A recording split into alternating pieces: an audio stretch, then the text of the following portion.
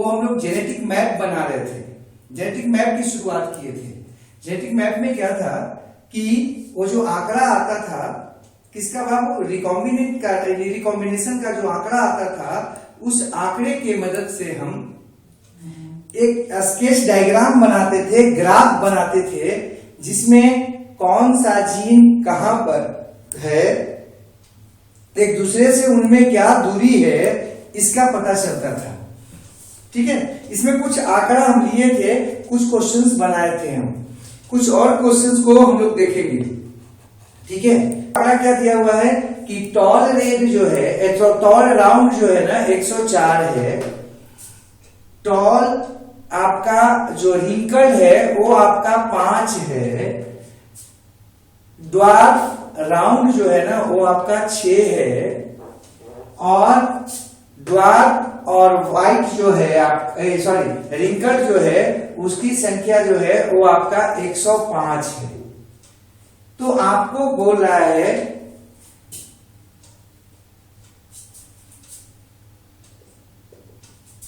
क्या बनाइए, genetic map बनाएं। कि आपको करना क्या है यहां पर, तो यहां पर एक बात ध्यान देनी है, वो क्या है कि सबसे पहले आपको परसेंटेज ऑफ रिकॉम्बिनेशन निकालना है। परसेंटेज ऑफ रिकॉम्बिनेशन जितना होगा उतना ही क्या होगा, जीन के बीच की दूरी होगी, और ये पता चल जाएगा आपको कि आखिर जीन कहां है, उसका लोकेशन पता चल जाएगा। कल हम बताए थे करके। तो ये क्वेश्चन हम देते हैं, और ये क्वेश्चन जो है इसके आधार पर आप परसेंटेज ऑफ रिकॉम्बिनेशन निकालो और जेनेटिक मैप बना के दिखाओ। 2 मिनट देते हैं। जब दिया हुआ है तो सबसे पहले आंसर में क्या करोगे, उसी को लिख दो कि टेस्ट क्रॉस डाटा दिया हुआ है। क्या दिया हुआ था, तो जो भी जिसका भी मान दिया हुआ है वो यहाँ पर उतार दिए हम, दिया हुआ जो था उतार दिए जो आपका क्वेश्चन में था। अब उसके अनुसार क्या देख रहे हैं हम, तो यहाँ पर इंडिपेंडेंट असॉर्टमेंट नहीं हुआ है। अगर इंडिपेंडेंट असॉर्टमेंट हुआ होता तो सब की मात्रा कितनी आती, सबकी का मान कितना आता, करीब करीब बराबर आता। यहाँ पर कोई 104 है, 105 है, तो कोई 5 और 6 है, मतलब सब बराबर नहीं है। इसका मतलब यहाँ पर इंडिपेंडेंट असॉर्टमेंट नहीं हुआ है। दूसरा, इनकम्प्लीट लिंकेज हुआ है। इनकम्प्लीट लिंकेज बोल रहे हैं इसलिए क्योंकि देखो केवल पेरेंटल क्लास नहीं मिला है, बल्कि पेरेंटल क्लास के साथ रिकॉम्बिनेंट क्लास में मिला है, लेकिन जितना मिलना चाहिए था उतना नहीं मिला। तो अर्थात यह इनकम्प्लीट लिंकेज है, अर्थात जीन जो है वो दूरी पर सजा हुआ है, और इंडिपेंडेंट असॉर्टमेंट फेल हो गया। इसका मतलब क्रोमोसोम कितना है, एक ही है। अब क्रॉसिंग ओवर हुआ है, लेकिन यहां पर लिंकेज कैसा है जी, cis linkage. Capital T capital R के साथ रहना चाह रहा है, इसकी संख्या ज्यादा है, इसका मतलब कैपिटल टी कैपिटल आर के साथ रहना चाह रहा है। स्मॉल टी किसके साथ रहना चाह रहा है, स्मॉल आर के साथ रहना चाह रहा है। इसका मतलब कि सिस लिंकेज हुआ है, गधा गधा के साथ रहना चाह रहा है, घोड़ा घोड़ा के साथ रहना चाह रहा है। अब रिकॉम्बिनेंट जो है उसको हमको अगर निकालना है तो सबसे पहले परसेंटेज ऑफ रिकॉम्बिनेशन निकालिए, या परसेंटेज ऑफ रिकॉम्बिनेशन निकालिए। तो इसके लिए एक फार्मूला था, क्या, रिकॉम्बिनेंट की संख्या बटा कुल प्रोजेनी की संख्या। तो टोटल जो प्रोजेनी है उसकी संख्या से रिकॉम्बिनेंट की संख्या में भाग दे दो, गुना 100 कर दो, तो कितना आ जाएगा आपको, देखो वो आपको आगे बढ़ा दिए हम। इसके लिए आप क्या किए हैं, 11 हो गया किसका संख्या, रिकॉम्बिनेंट की संख्या 5 और 6, 11, और कुल प्रोजेनी की संख्या कितना था, 220, और इसको हम लोग परसेंटेज में निकालना है तो 100 से गुना करना पड़ता है। कर दिए, टोटल कितना आ गया, 5% रिकॉम्बिनेशन आंसर आया। तो हम पढ़े थे पीछे कि 1% रिकॉम्बिनेशन का मतलब होता है 1 मॉर्गन यूनिट दूरी जीन का। तो यहाँ पर जो है कैपिटल टी और कैपिटल आर के बीच की दूरी कितना मॉर्गन यूनिट हो गया, 5 मॉर्गन यूनिट हो गया। ये आंसर आ गया जेनेटिक मैप में। कोई बच्चा को दिक्कत अगर, सेक्स डिटर्मिनेशन क्या है भाई, लिंग आपका निर्धारण क्या है, तो क्या बताओगे कि किसी जीव में नर होगा कि मादा होगा, लिंग अंग, अर्थात जीव नर होगा कि मादा होगा, ये जो निर्धारण होता है इसी को कहते हैं लिंग निर्धारण। या सेक्स डिटर्मिनेशन, इसके लिए कई कारक जिम्मेवार होते हैं, जिसमें पहला जो कारक है वो है आपका क्या, तापमान। ठीक है, आपके पास कई उदाहरण है, घड़ियाल है, ठीक है, या फिर उसी में उदाहरण है आपका वो जो आपका क्या बोलते हैं, घड़ियाल का ही प्रजाति में आता है मगरमच्छ वगैरह। वो सब में क्या होता है कि वो अपने अंडे को अगर बालू में नीचे रख देता है अंदर में, और या बालू के ऊपर में ऊपरी परत में रखता है, तो दोनों में आपका नर और मादा में परिवर्तन हो जाता है। हाँ, जब ज्यादा समय तक अंदर रहता है तो वो आपका दूसरा चीज बनेगा, दूसरा सेक्स ऑर्गन बनेगा, और ऊपर में रहेगा तो दूसरा सेक्स ऑर्गन बन जाएगा। ये परिवर्तन हो जाता है। फिर आपको क्या बोल रहे हैं, दूसरा वातावरण के तापमान पर जो परिवर्तन बता रहे हैं, तो वो आपका रेप्टाइल्स जो है, मगरमच्छ वगैरह में जो है ना, तापमान का असर होता है, उसके नर या मादा होंगे बच्चे इस पर। दूसरा है लिंग गुणसूत्र पर। लिंग गुणसूत्र जो है उस पर निर्भर करता है। एक सेट की वाई है, हम लोग भी यही देखते हैं, हम ढेर सारे जीव ऐसे हैं जिनमें एक्स और वाई जो है ना, उसके आधार पर उसमें लिंग निर्धारण होता है। फिर निषेचन के आधार पर, ठीक है, कुछ जीव ऐसे हैं जिसमें आपका निषेचन हो रहा है कि नहीं हो रहा है, ये आपका आधार बनता है किस चीज का बाबू, उसके नर का या मादा बच्चे होने का। जैसे आप अगर थोड़ा बहुत भी आपको याद होगा तो आप लोगों को पहला चैप्टर में भी हम बताए होंगे, मधुमक्खी में, मधुमक्खी जो है, मधुमक्खी में अगर निषेचन हो जाता है, मतलब फर्टिलाइज्ड एग होता है, तो उससे क्या बनती है, मादा बनती है। और अगर जो है ना क्या हो जाए, अनिषेचित अंडा हो, तो अब क्या बनता है उससे जो है ना तब बनता है नर, ड्रोन बनता है। तो यहाँ पर कुछ बातों को हम जो है ना पहले लिख लेते हैं, लेकिन मुख्यतः जो है हमको पढ़ना है यहाँ पर गुणसूत्रीय सिद्धांत ही। ठीक है, जो है उसमें तो आपका गुणसूत्र पर निर्भर करता है, लेकिन कुछ और कारक भी है। जैसे हम आपको बताए थे कि एक्टिविटी के आधार पर अगर कोई किसी जो है ना पुरुष का शादी वैसे महिला से हुआ हो जो उसके उम्र के बराबर हो, एक 2 साल का कम बेसी हो उम्र में, इसमें अंतर नहीं है ज्यादा, है ना। ये नहीं किसी जो है ना उम्र का अंतर 5 साल से ज्यादा हो, मतलब उम्र में दोनों समकक्ष होकर करें, कौन, नर और मादा। या मादा जो है मतलब कि जो महिला है वो ज्यादा सक्रिय हो, और पुरुष जो है ना थोड़ा सा सेडेंटिव मोड का हो, मतलब कि थोड़ा निष्क्रिय टाइप का हो। या महिला जो है ना पढ़ने में तेज हो, काम करने में तेज हो, पुरुष जो है ना थोड़ा सेडेटिव मोड का हो, है ना, उसका काम करने का क्षमता कम हो।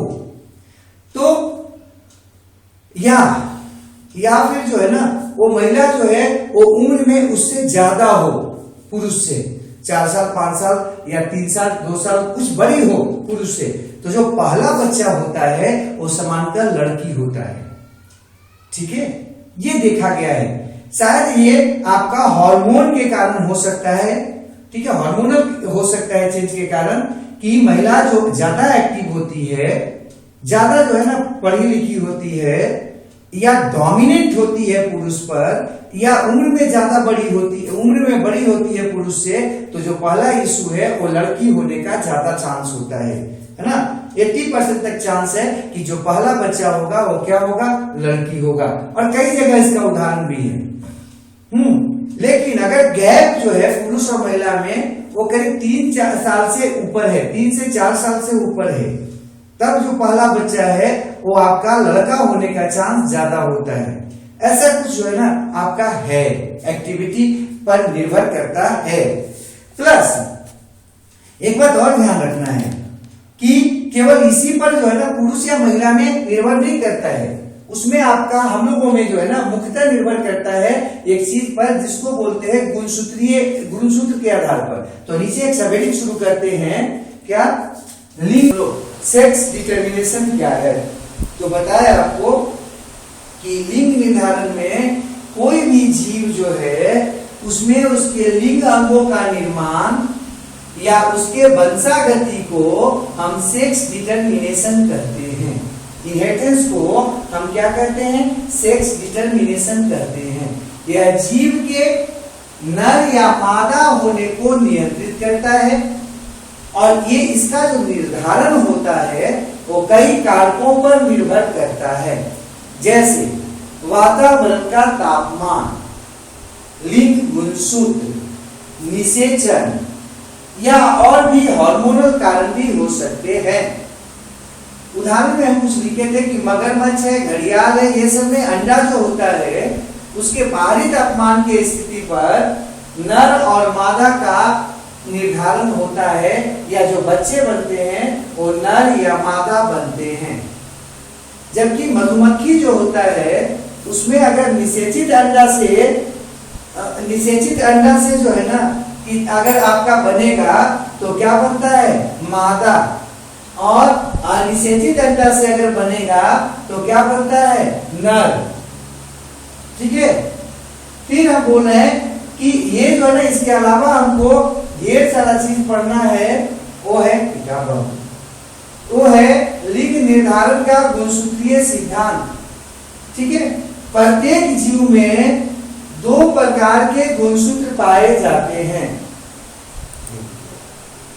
उसका क्या कहना है कि प्रत्येक जीव में जो गुणसूत्र होते हैं उसमें 2 प्रकार के गुणसूत्र होते हैं।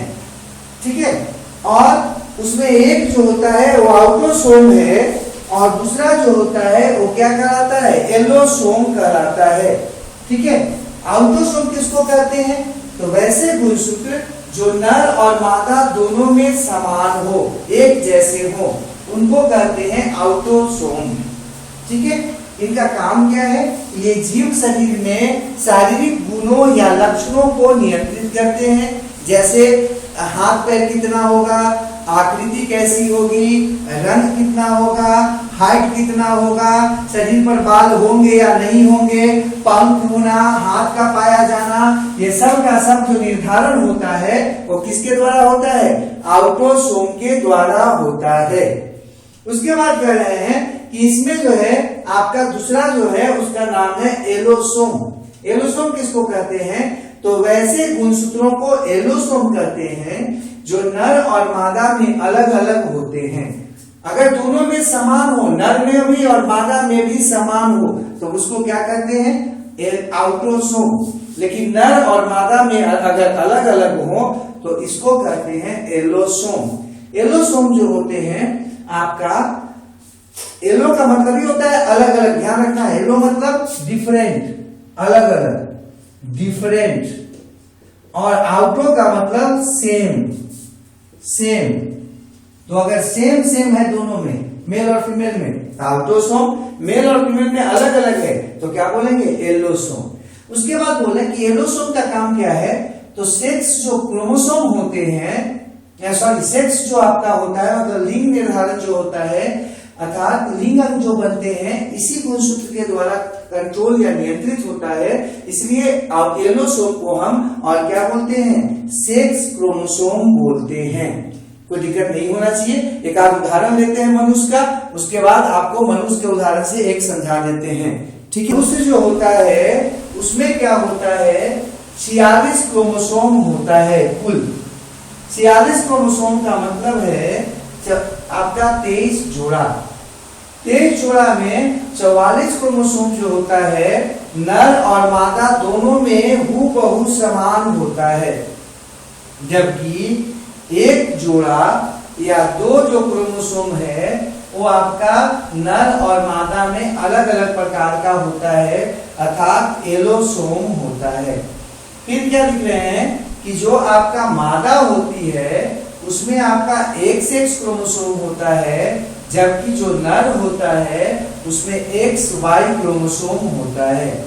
इसमें एक आध बार और लिख लेना है कि अच्छा इसको कर लो, इसको पहले जो है ना आप स्क्रीनशॉट ले लो। कौन किया, तो एक्स क्रोमोसोम का खोज जो है ना वो कौन किया था, हेंकिंग ने किया था एक्स रचना के रूप में, लेकिन उसको क्रोमोसोम का नाम कौन दिया, विल्सन ने, है ना।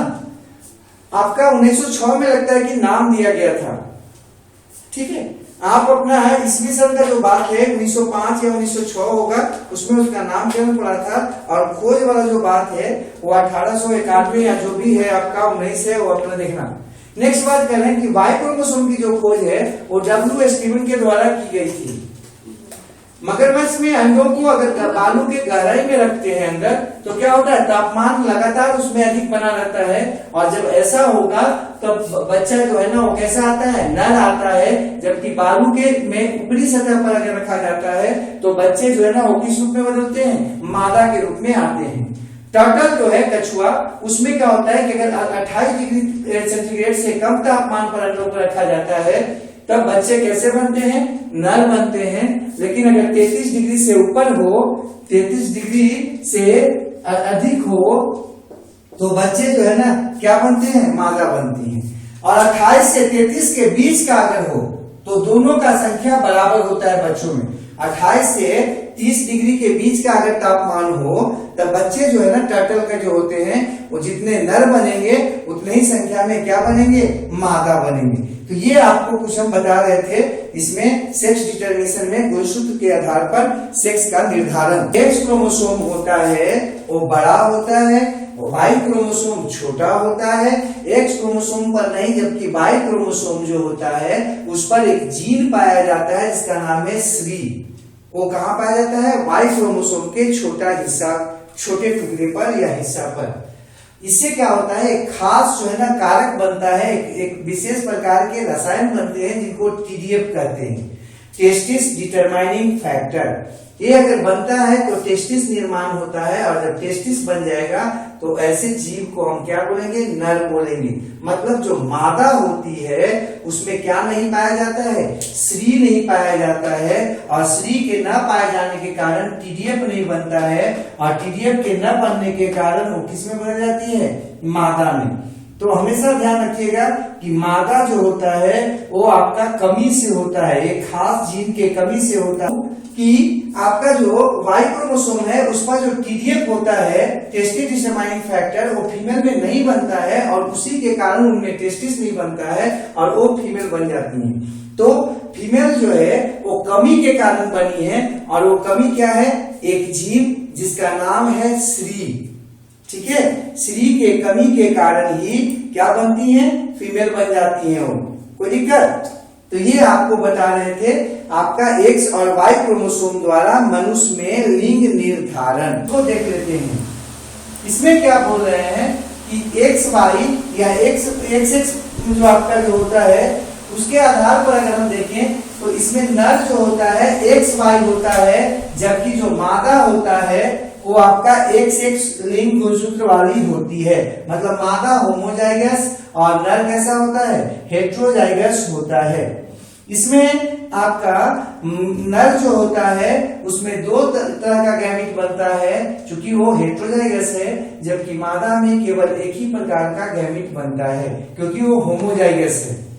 अब जो आपका मादा और नर जो आएगा उसका अगला पीढ़ी में वो दोनों बराबर बराबर आएंगे। वो चांस आपका 50-50 है कि अगर जो बच्चा होगा वो नर भी हो सकता है और मादा भी हो सकता है। नेक्स्ट बात, निष्कर्ष जो यहाँ पर हम निकाले हैं, इससे ये निष्कर्ष इसमें क्या निकलता है कि इस ऐसे में लड़की या लड़का होने का संभावना कितना परसेंट होता है, 50-50% होता है।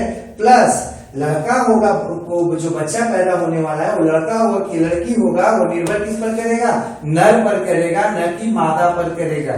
तो हमारे समाज में जो ये भ्रांति है कि बच्चे का लड़का या लड़की होना महिला पर निर्भर करता है, ये क्या है, गलत है। क्वेश्चन आता है कि समाज में जो भ्रांति है कि बच्चे का लड़का होना या लड़की होना वो महिला पर निर्भर करता है, क्या ये सही है? तो आप क्या बताओगे, नहीं, यह गलत है। सही क्या है, बच्चा जो है जो पैदा लिया है वो लड़का है कि लड़की, ये किस पर निर्भर करेगा, नर पर या पुरुष पर निर्भर करता है।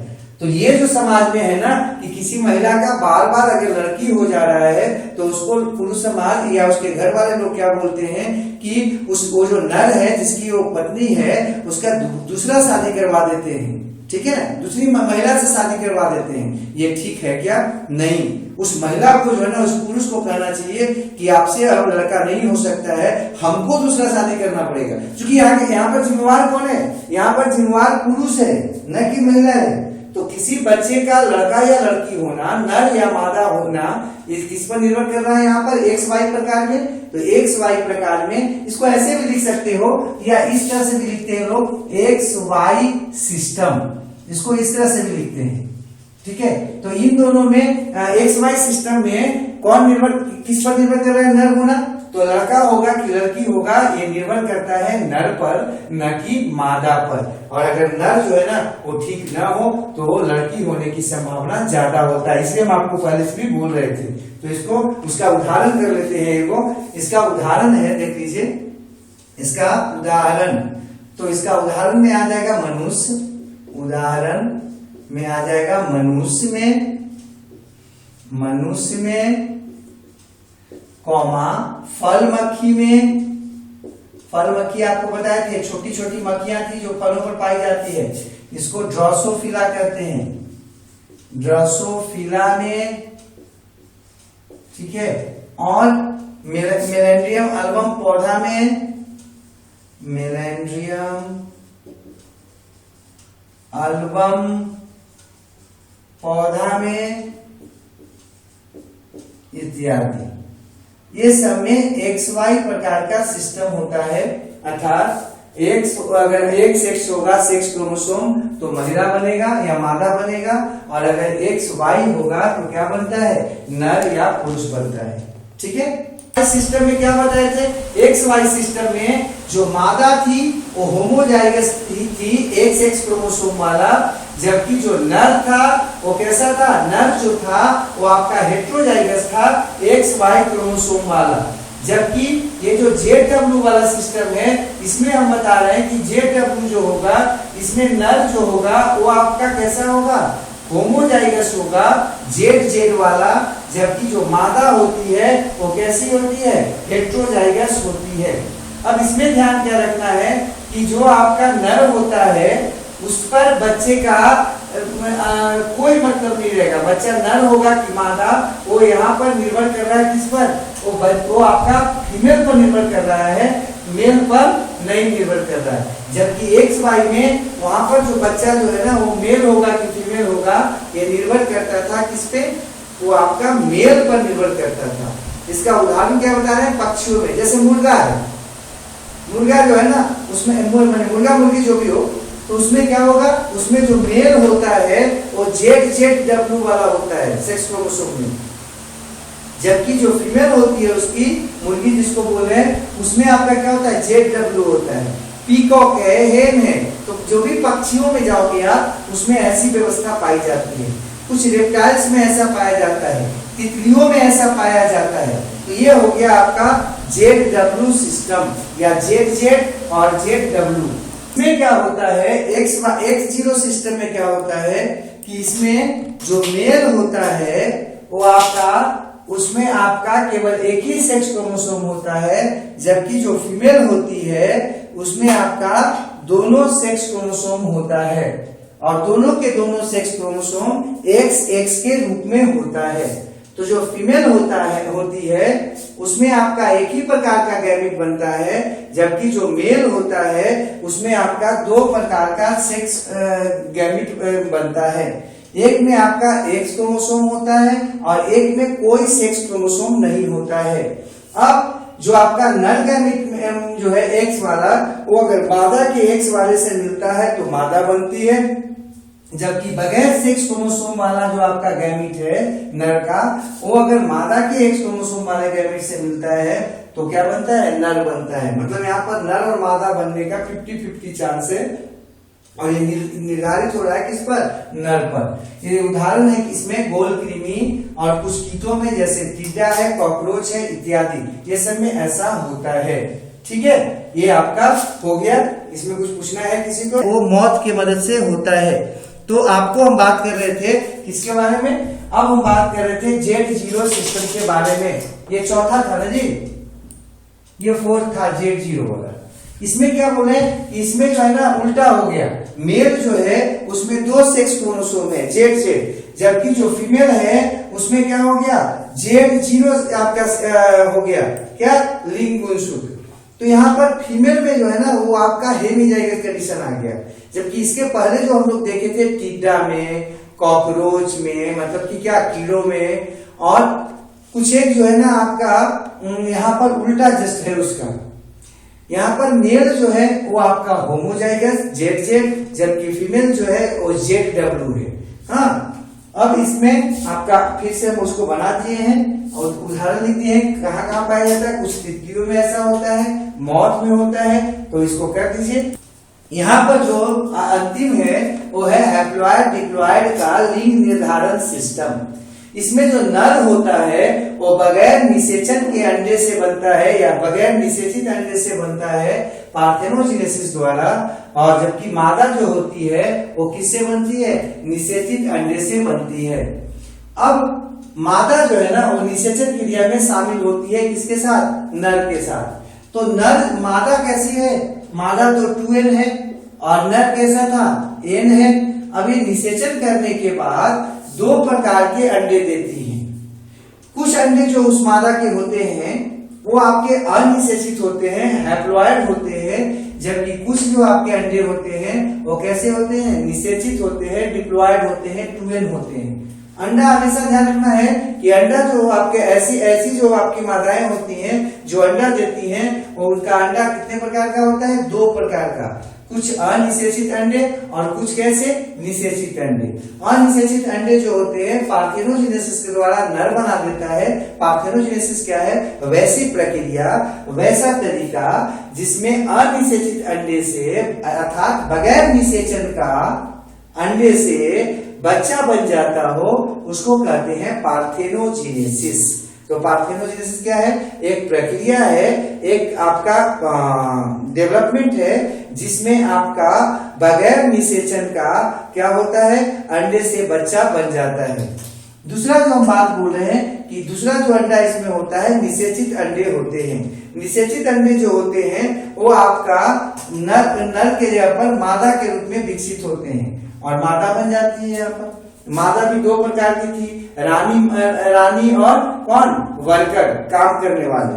अब यहाँ पर इसका उदाहरण कर लेते हैं। तो इसका उदाहरण कर लो, तो उदाहरण में हो जाएंगे, उदाहरण इसमें हो जाएगा कुछ कीट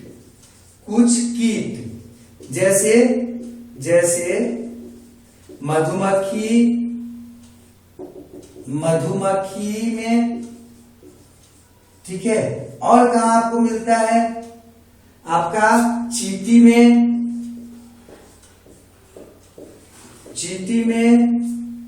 और आपको कहा मिलता है हड्डा में या भौरा में इत्यादि कर लीजिए। इन सब में ऐसा होता है कि मादा जो है निषेचन क्रिया के बाद 2 तरह के अंडे देती हैं। वैसे अंडे जो नॉन फर्टिलाइज हो, अनफर्टिलाइज हो, अनिषेचित हो, उससे क्या बनता है नर पार्थेनोजेनेसिस के द्वारा, जबकि जो आपका निषेचित अंडा होता है उससे क्या बनता है मादा बनती है। ये आपका खत्म